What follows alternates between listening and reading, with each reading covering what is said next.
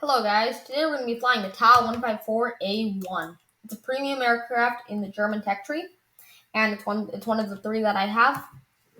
We're going to be using 600 meters of gun targeting distance with vertical targeting on. We're going to have the universal belt and the air targets belt loaded into 30 mils and 20 mils respectively. And we're going to be trying to get a few bags. We're right now going to be trying to climb first above this ME410. And it looks like we landed in a match with no other TAS, which is weird, but anyway, let's climb.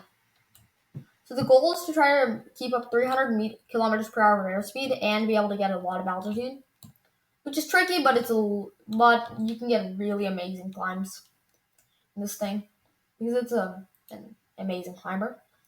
And we also have a bomber, which is interesting at this low of an altitude. But anyway, the America bombers are gonna kick ass up there. So yeah, we're just climbing and climbing and climbing. So this is probably one of the most boring parts of the match, but yeah, it's quite important that you get a lot of altitude and you just don't rush B like all the Russians. But yeah, the Talon 54 is a really amazing aircraft for bomber hunting because of its forward armament. It can carry two 20mm cannons and two 30mm cannons, which both have mining distance shells, which means that they can really do a lot of damage. The only weakness of this thing is probably ground pounding, but you don't really need that if you're gonna fly this thing in ARB only. Probably if you're gonna go ground pounding, maybe use one of the BF-110s. I don't know if there are any of that BR, but I don't know. There could be easily. And now we're meeting the ME-264s. We're about to pass them. So yeah. Anyway, our pilot is just chilling in the cockpit, and you can see how good this thing is at climbing. We're already reached 3,500 meters, and the match has barely started, it seems like. At least that's how I feel for some reason. Probably did not. We're already, how long into the clip? 2 minutes and 30 seconds, which is not that long, I guess, considering some of my video lengths.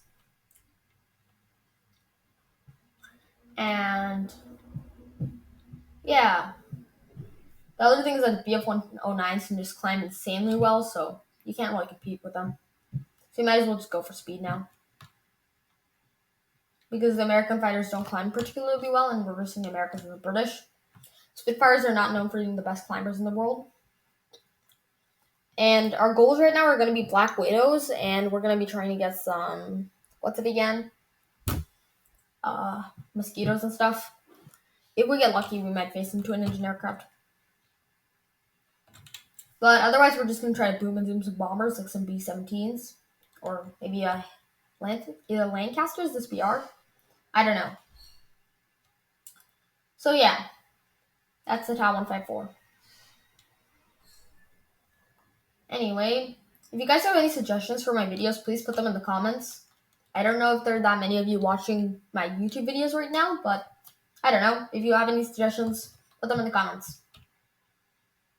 There's two fighters at low altitude. And it does not look like there are that many bombers. At least none that are at this altitude where we can combat them. So I think I might have to go down low. But I'll just keep my altitude just to be safe.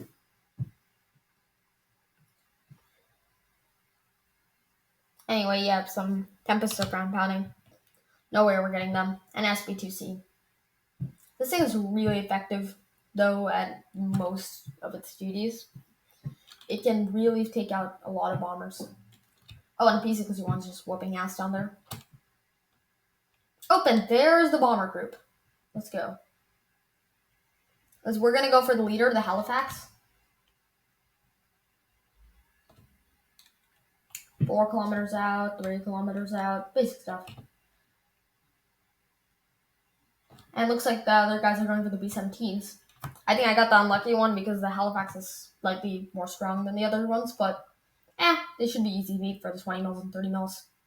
Maybe we'll leave them back too.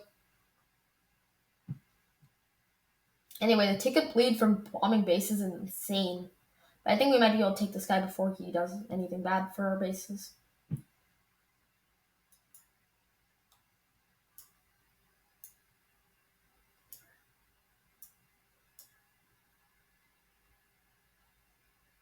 There we go. That's him. Let's pull away from that.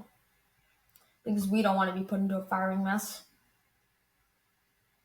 Okay, yeah, let's slow down a tiny bit. Looks like we took some damage from him, but not too much. We lost water for one of our engines, which could be potentially dangerous later. But right now, it's looking pretty good. We utterly shredded his aircraft, and you can see the effect of the mining Gishit shells. Maybe we're just going to dive in and try to take out an XB-55 or something. We probably won't. Maybe I should just go back to base and rearm. How many other enemies are there? Oh no, we're kicking ass, so maybe I should just stay around then. And as you can see, this is how quickly the Germans can take out bombers if they get the jump on you. Which is why sometimes you should also prioritize speed a lot rather than just climbing. Because as you can see, these guys tried to climb to roughly 6,000 meters or 5,000 meters. It did not go well for them. If you stay around 4,500, you have a shot. But War Thunder's bombing dynamics are just really weird. It's not effective to play heavy bombers. But though you might be able to get some grind out of them, I guess. It depends on how skilled you are, I guess. A tail gunner and everything. But unless you're like a Schnell bomber, you're not going to be able to get multiple line runs in that often. So yeah, I think we're just going to dive down for this, guys. Or maybe we should just go back to further base, I guess, and see if there's anyone who's climbing off now. I don't know. We're just going to be going in hot and hopefully getting some kills. But this is basically how you're supposed to get bombers. Keep your speed up and go for altitude, and you'll be rewarded heavily. And I'm about to have a class soon, so I need to quickly wrap this video up. Anyway, I'm just gonna go in for some Mustangs, and let's see how this goes.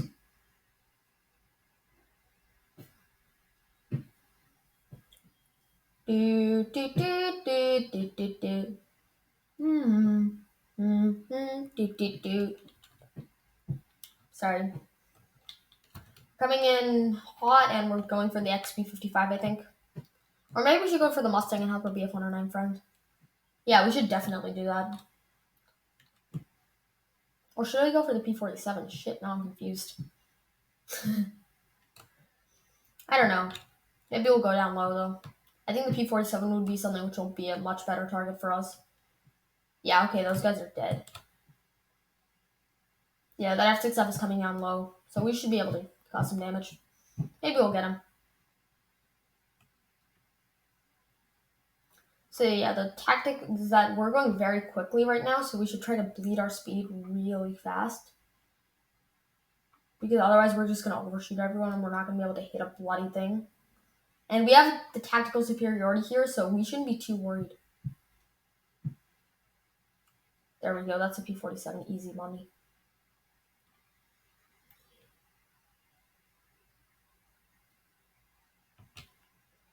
Because you see, the P-47 can't turn at all. So it's much better for fighters like this, which can't turn either.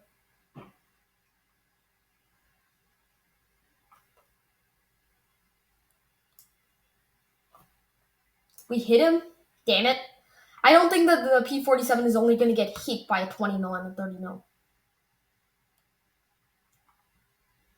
It'll take a bit more than that.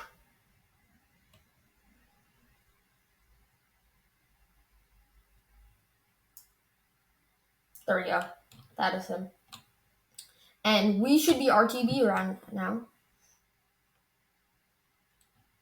Because our engine is utterly freaked. So, yeah. And I think that's going to wrap up the video because, well, no one else is going to be there.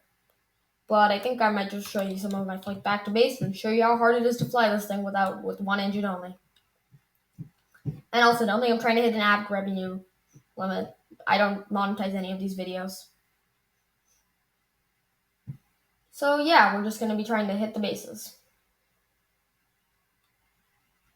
It looks like. How many enemies are left? 2. One of them got a kill and a ground target. The other one got 15 ground targets, which is just insane. But yeah, as you can see, this thing can't fly at all.